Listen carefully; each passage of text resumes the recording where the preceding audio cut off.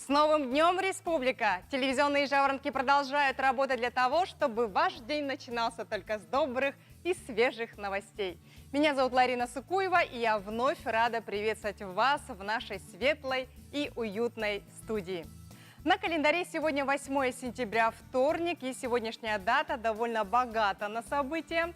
Так, сегодня отмечается Международный день грамотности, Международный день солидарности журналистов, День финансистов в России. Ну а любители истории наверняка помнят, что в этот день календаря состоялось Бородинское сражение.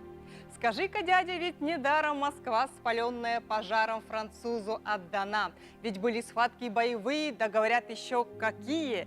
Недаром помнит вся Россия про день Бородина. Наверняка многие помнят эти строки. Ну а согласно народным приметам, 8 сентября следует обратить внимание на погоду. Если утро выдалось холодным, то значит и зима будет холодной и ранней. Этот же факт предвещал и то, если к этому дню еще не упали листья березы.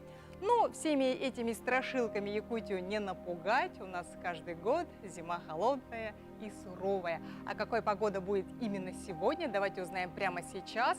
Прогноз погоды на канале НВК Саха. Итак, сегодня в 6 часов утра в центральных Улусах температура воздуха составила плюс 4, плюс 5 градусов. Днем ожидается плюс 15. В Заречье утром плюс 4, плюс 7. Днем ожидается 14-15 градусов тепла. На юге в 6 часов утра температура воздуха составила 6-7 градусов.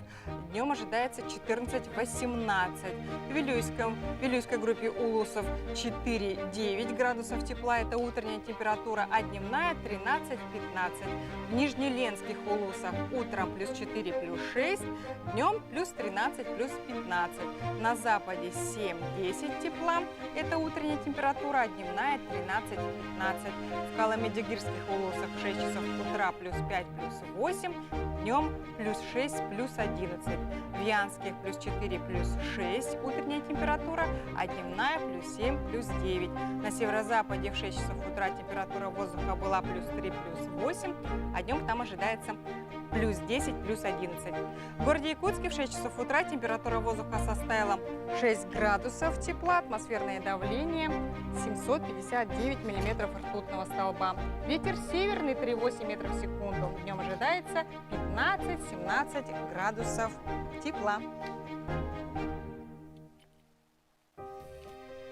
Друзья, ну и, конечно же, я напоминаю, что мы, как всегда, работаем для вас в прямом эфире, так что наш WhatsApp номер также прежний, его номер 8 914 279 2262. Смело отправляйте на эти цифры свои вопросы, поздравления, пожелания, и обязательно их озвучу.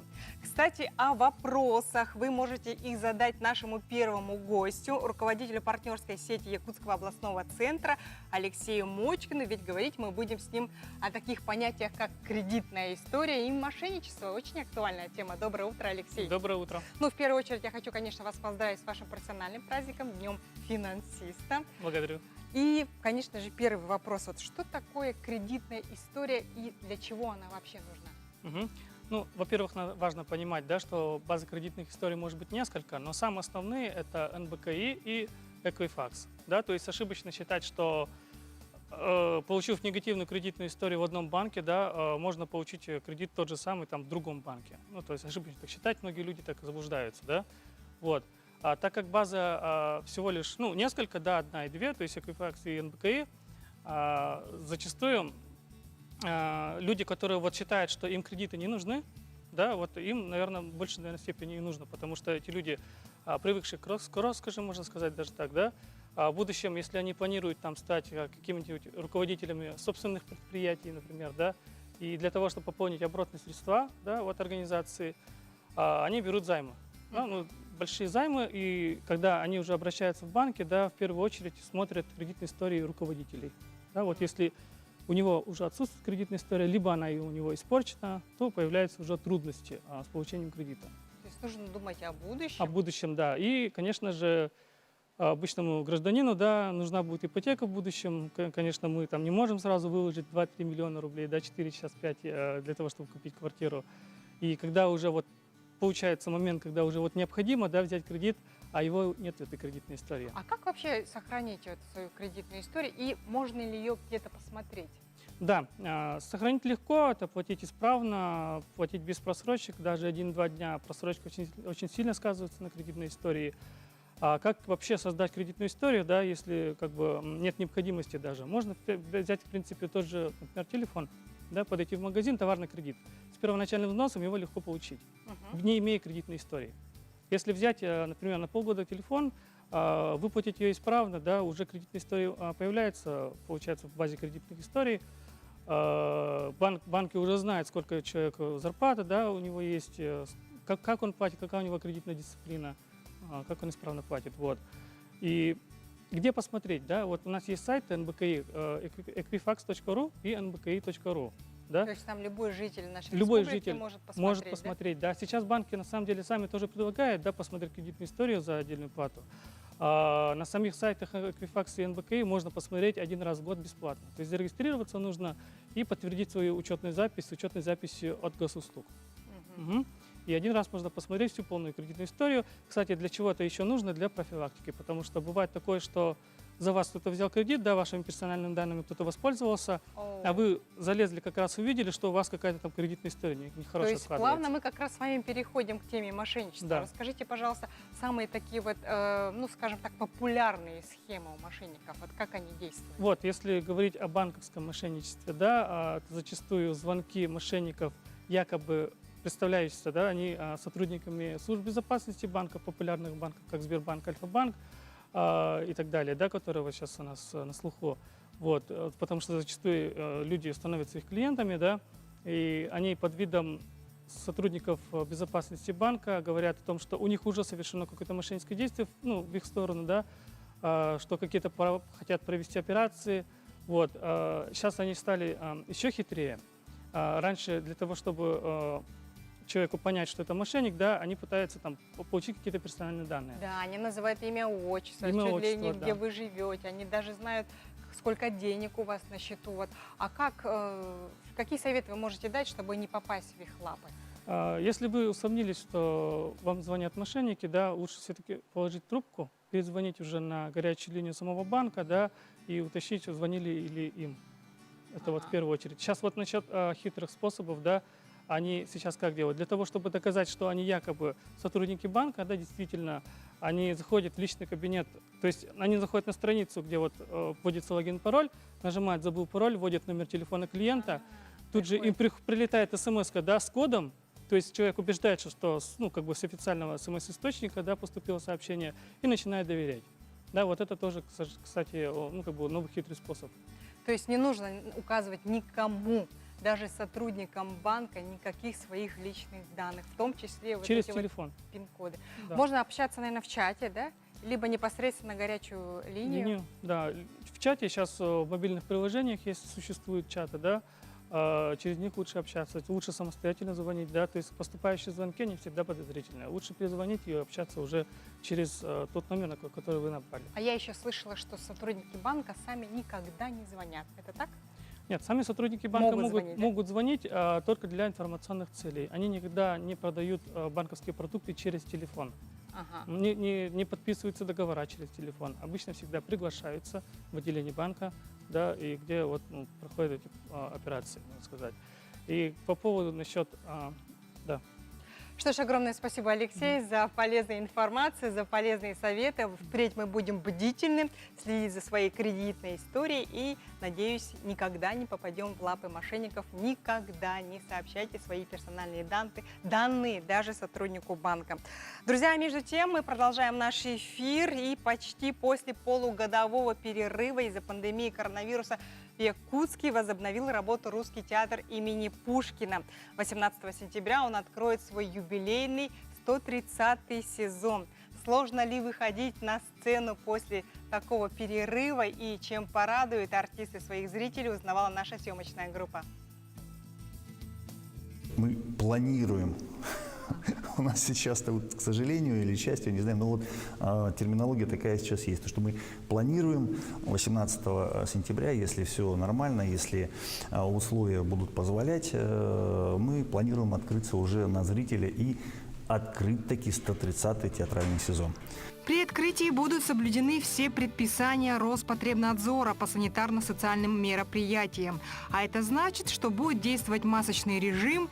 Также в театре будет организован пункт по продаже масок и дезинфицирующих средств.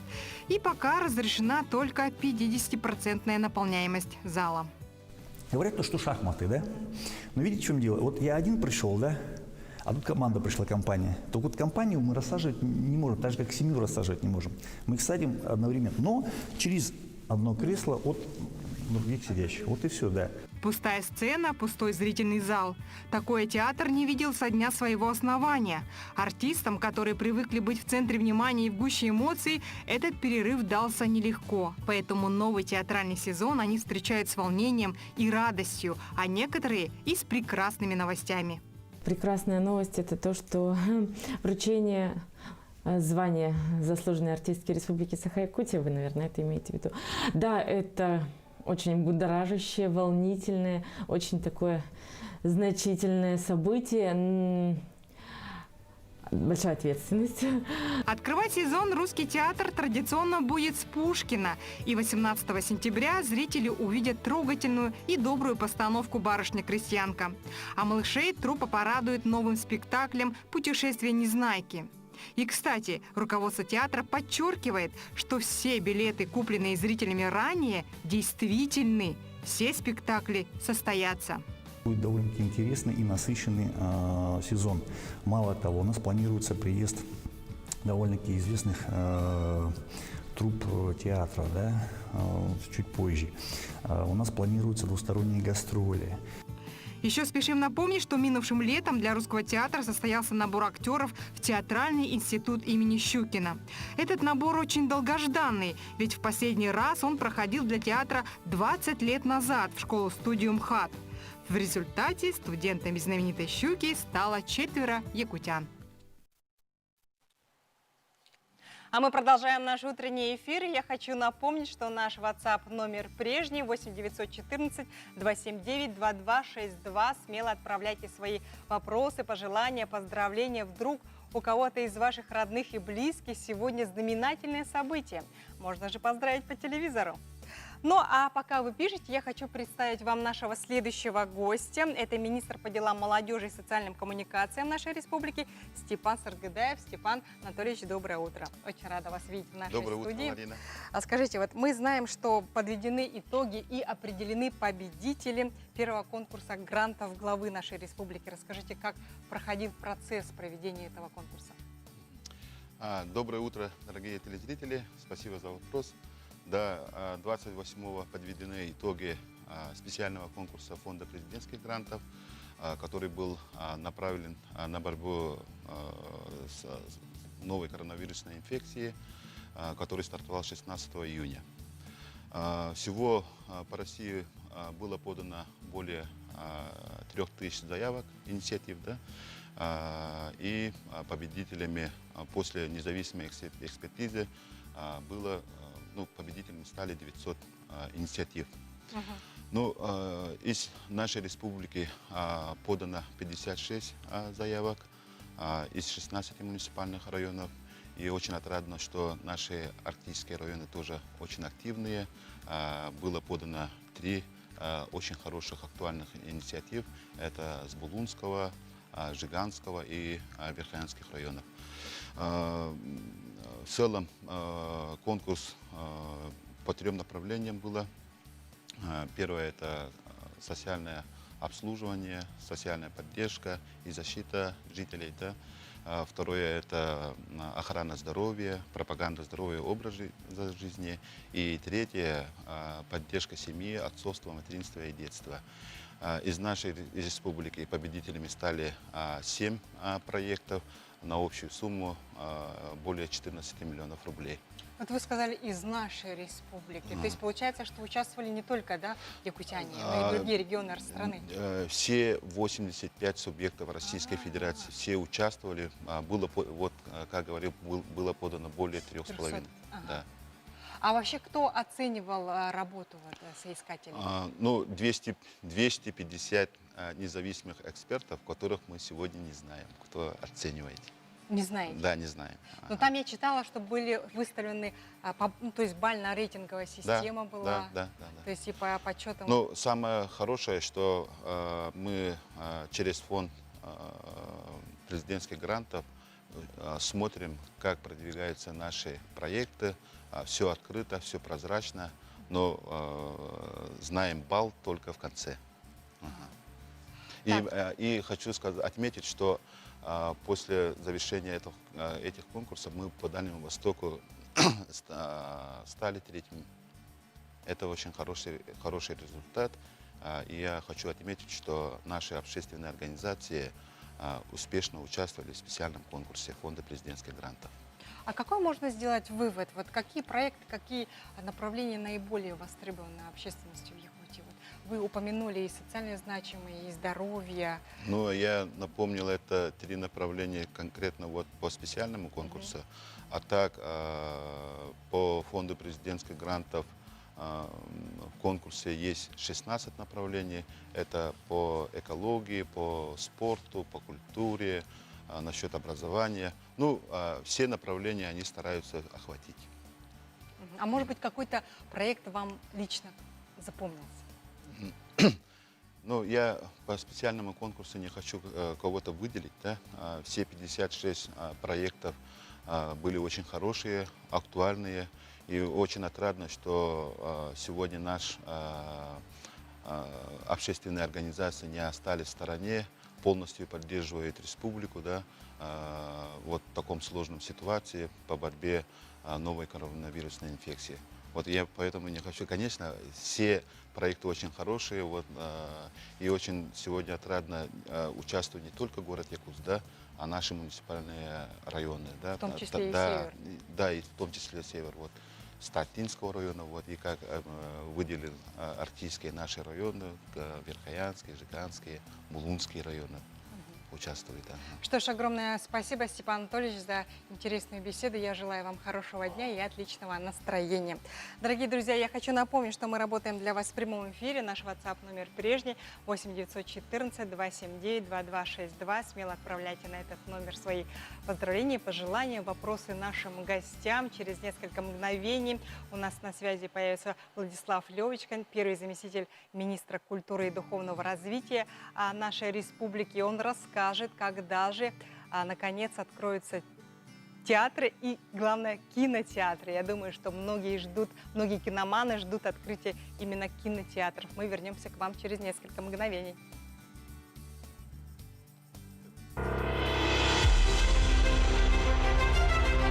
Сегодня деятельные, неравнодушные граждане, социально ориентированные НКО активно участвуют в решении важнейших задач. Именно вовлеченность людей в дела страны и гражданская активность, как и культурные, нравственные, духовные ценности делают нас единым народом.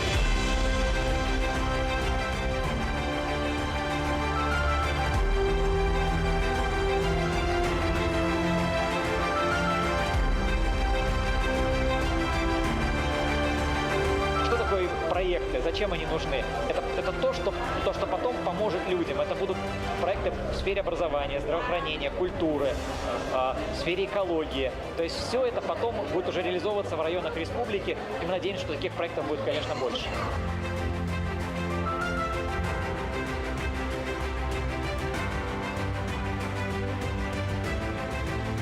Для дальнейшей поддержки общественной активности якутян я принял решение об учреждении грантов Илдархана.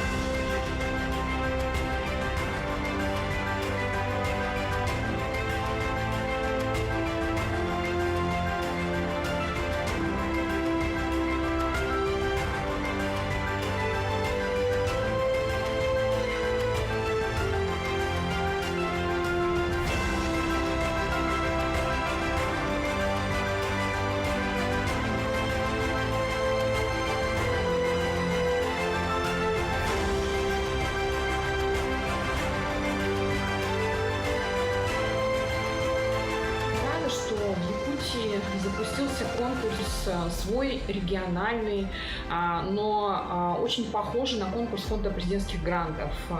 Вы одни из первых в стране, кто это делает. Мы готовы на вас равняться. Я верю, что в скором времени все на Дальнем Востоке будут делать так же, как вы. Равняемся на Якутию. Поздравляю вас!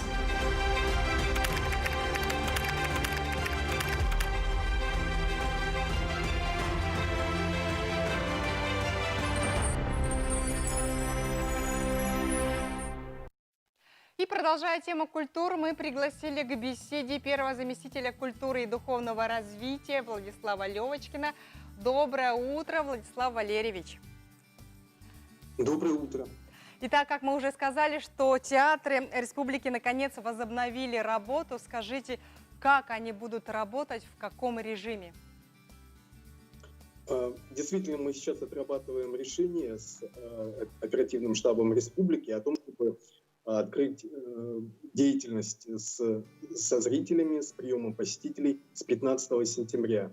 И соответствующие работы по подготовке этого открытия проводят не только наши театры, это и концертные организации, цирк, и, конечно же, дома культуры, и, конечно же, как вы уже говорили, кинотеатры. Скажите, а какая была работа проведена, чтобы обеспечить безопасность зрителей? Прежде всего, конечно, должна проверяться температура посетителей. И здесь мы должны предупредить, что те лица, у которых повышенная температура, не будут допускаться. Мы будем их останавливать. И если зритель чувствует недомогание, то, конечно, лучше оставаться дома. Это необходимо для обеспечения нашей совместной безопасности. Конечно же, маски, дезинфекция помещений и соответствующая санитарная обработка помещений. И не только тех, где находятся посетители и зрители, но и также рабочие помещения, где находится персонал. А рассадка зрителей как будет установлена? Да, мы готовим решение о том, чтобы нам разрешили заполняемость залов 50%. И это тоже объективные такие требования, поскольку доступ к проведению больших крупных мероприятий нужно открывать постепенно. Конечно же, будут изучаться, в целом влияние этого процесса на эпидемиологическую ситуацию. Поэтому тоже предложение и просьба к нашим зрителям заранее приобретать билеты, поскольку они будут ограничены, в том числе на кинопоказы, на театральные премьеры. То есть заполняемость зала будет касаться и концертных площадок, где нет мест таковых, да? То есть 50% от изначального количества. Я правильно вас поняла, да? Концертные площадки, если вы имеете в виду на стадионах, большие такие, скажем, массовые мероприятия, то они в настоящее время пока невозможны для проведения, поскольку у нас еще не совсем благополучная эпидемиологическая ситуация. Мы ждали, когда у нас появится третий этап снятия ограничений, но этого еще, к сожалению, не произошло, и мы очень благодарны руководству республики, которые поддержали наше предложение о том, чтобы дать возможность начать деятельность со зрителем для наших театров, кинотеатров и домов культуры. Будем ждать снятия всех запретов, а так мы с 15-го с нетерпением ждем, когда откроются театры и кинотеатры. Владислав Валерьевич, мы еще знаем, что порядка 160 миллионов рублей федеральных средств выделено на ремонт и реставрацию объектов культуры. Расскажите, что за объекты? Действительно, впервые такого рода масштабная работа проводится в республике. 160 миллионов рублей в течение 2 лет мы получаем по федеральной государственной программе Министерства культуры в связи с проведением мероприятий к столетию республики. У нас проводится реставрация 2 памятников архитектуры. Это Дом казначейства, где находится филиал Национального художественного музея, и Никольская церковь в Хангаласском районе. И также ремонтируются 3 республиканских учреждений культуры. Это Сахаакадемический театр, театр коренных малочисленных народов Севера и балетная школа. Работы по ремонту уже почти завершены. Буквально на этой неделе завершаются последние мероприятия, которые запланированы на нынешний год. Мы знаем, что в Якутии реализуется национальный проект культуры. И расскажите, что в этом году ожидается в рамках этого проекта.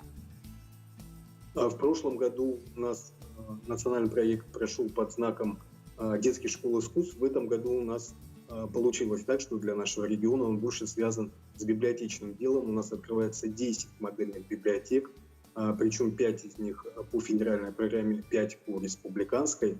И, конечно же, это очень значимое достижение, поскольку мы всегда принимаем участие в конкурсах и никогда не знаем, сколько наших заявок будет поддержано. Конечно же, это очень знаменательно, тем более в этом году наша национальная библиотека 18 сентября отмечает столетний юбилей, и мероприятия пройдут у нас, конечно, в онлайн-режиме, тем не менее будут приглашены наши коллеги, партнеры из других регионов и из центральных библиотек.